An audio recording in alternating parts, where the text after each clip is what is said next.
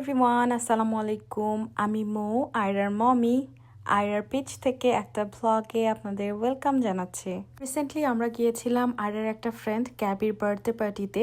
আজকের এই ব্লগটা সেটা নিয়েই। আমেরিকান কালচারে এই জিনিসটা আমার খুব ভালো লাগে, যখনই কোনো বাচ্চার বার্থডে আসে, বার্থডেগুলো এমনভাবে সেলিব্রেট করা হয় বা বার্থডে পার্টিগুলো এমনভাবে থ্রো করা হয় যাতে বাচ্চারা অনেক এনজয় করে। বেশিরভাগ ক্ষেত্রে আমি দেখেছি পার্টিগুলো অ্যারেঞ্জ করা হয় বিভিন্ন এন্টারটেনমেন্ট সেন্টারে, বিভিন্ন কিডস ফ্রেন্ডলি এন্টারটেনমেন্ট সেন্টারে, চাকা চিজের মতো জায়গায়, বা দেখা যাচ্ছে বিভিন্ন ধরনের ইনডোর প্লেগ্রাউন্ড আছে বা কিডস অ্যাক্টিভিটি সেন্টার আছে, সেই সব জায়গায় এরকম বার্থডে পার্টির বুকিং নেওয়া হয়। তো দেখা যায় প্যারেন্টসরা সেখানে একটা পার্টির জন্য বুকিং দেয় এবং সেখানে বিভিন্ন ধরনের অ্যাক্টিভিটি থাকে যেগুলো বাচ্চারা অনেক এনজয় করে।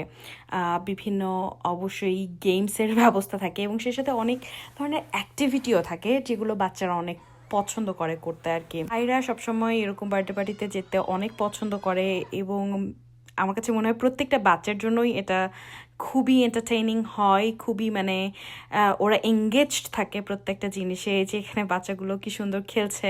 আয়রার জন্য এখন পর্যন্ত আমার এরকম কোনো কিডস সেন্টারে বার্থডে পার্টি অর্গানাইজ করা হয়নি, তবে আমার ইচ্ছা আছে আয়রা আরেকটু বড় হলে ওর জন্য এরকম বিভিন্ন কিডস সেন্টারে আর কি বার্থডে পার্টি থ্রো করা, যাতে ওর ফ্রেন্ডরা এসে এরকম এনজয় করতে পারে।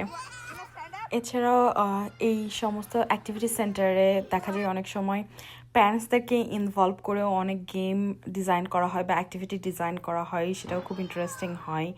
প্যারেন্টসদেরও আসলে হ্যাং আউট হয়ে যায়। গ্যাবির বার্থডেতে আমি, আয়রা আর তৃষা গিয়েছিলাম। আমরা তিনজনই অনেক ফান করেছি। It was really a very fun birthday party.